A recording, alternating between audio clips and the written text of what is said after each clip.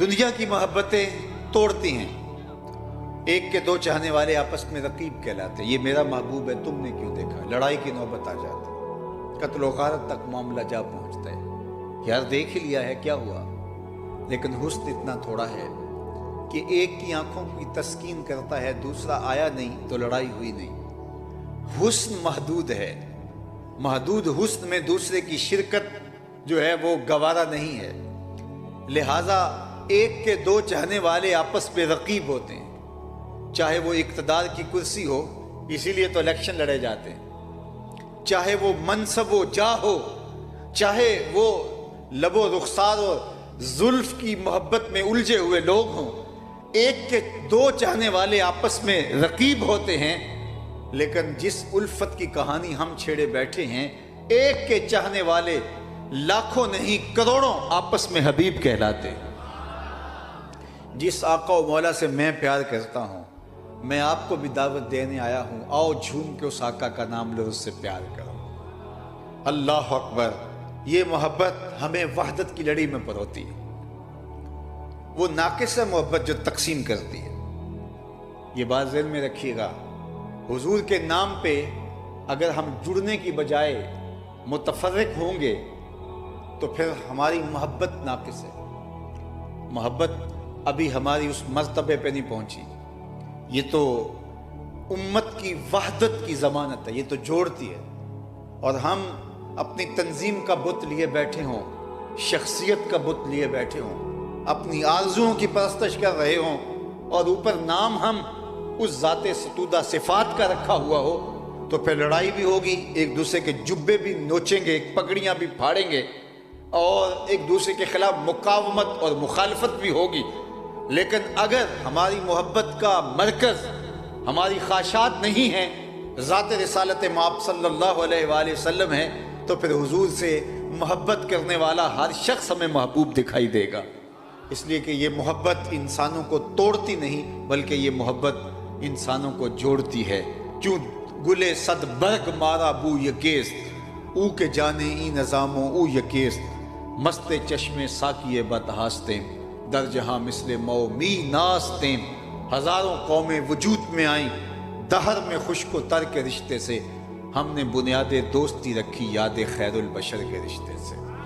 اور میں اگر اپنی گفتگو کو زیادہ طوالت نہ دوں اور اختصار کے ساتھ منزل کی طرف لے جانا چاہوں، تو مجھے محبت کے تقاضوں پر بحث کیے بغیر اپنی گفتگو نہیں چھوڑنی چاہیے، اور وہ یہ کہ بندہ جس سے محبت کرتا ہے اس کی تعظیم کرتا ہے۔ یہ نہیں ہو سکتا کہ محبوب کی تعظیم اور عزت دل میں نہ ہو اور دعوی محبت ہو۔ وہ دعویٰ خام ہے، وہ دعویٰ پختہ نہیں ہے جو تعظیم سے جڑا ہوا نہیں ہے۔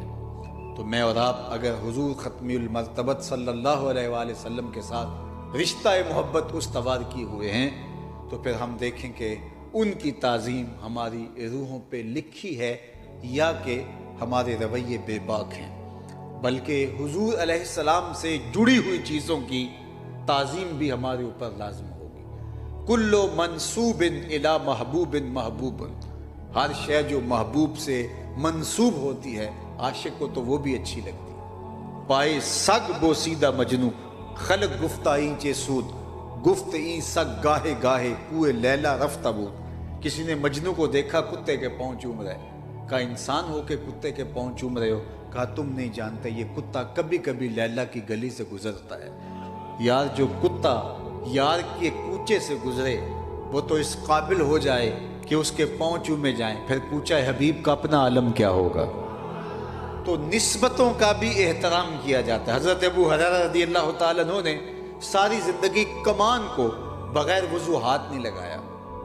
تو کسی نے کہا ابو ہریرہ یہ کمان ہے اور یہ ہندوستان سے بن کے آئی ہے، یہ دور رسالت مآب میں نہیں تھی، بعد میں کسی نے بنائی اور وہاں سے اس لوہے کی بنی ہوئی کمان یہ تمہارے سامنے ہے، اور تم اس کو بھی بے وضو ہاتھ نہیں لگاؤ گے؟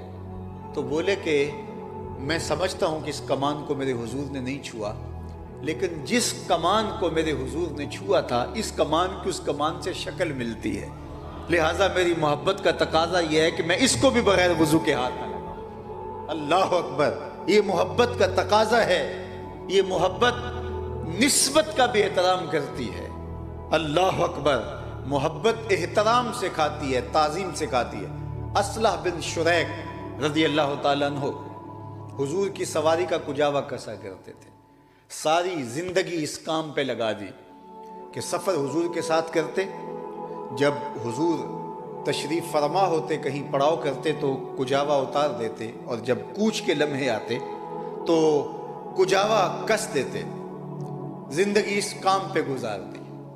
بعض لوگ تھوڑی سی صلاحیت ہو جائے تو ان کو کچھ بڑے اچھے کام بھی اچھے نہیں لگتے، وہ کہتے ہیں میں مسجد میں بیٹھ کے بچے پڑھاؤں، میں جو ہے وہ بیٹھ کر کے جو ہے وہ یسرنا القرآن پڑھاؤں، ساری زندگی میری گزر گئی ہے، مجھے آگے بڑھنا چاہیے۔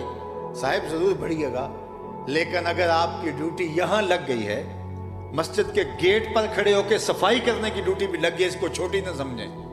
ساری زندگی گزار دی انہوں نے نسبتوں کی تکریم کرتے ہوئے۔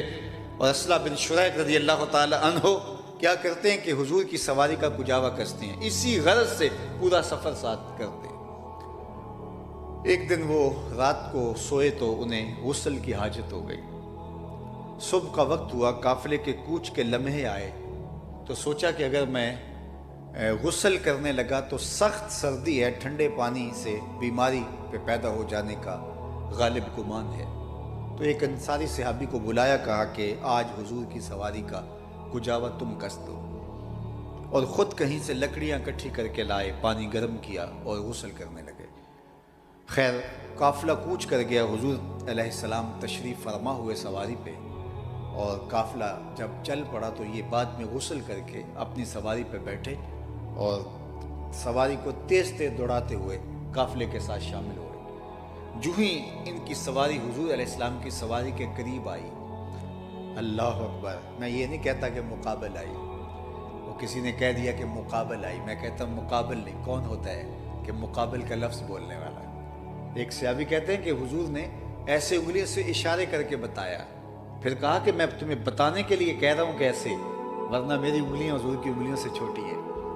اللہ اکبر، تو حضور کی سواری کے جب قریب آئی نا ان کی سواری، تو حضور نے پلٹ کے دیکھا اور فرمایا اصلح، آج کجاوا بدلا سا لگتا ہے، تمہارے ہاتھ کا کسا ہوا نہیں لگتا۔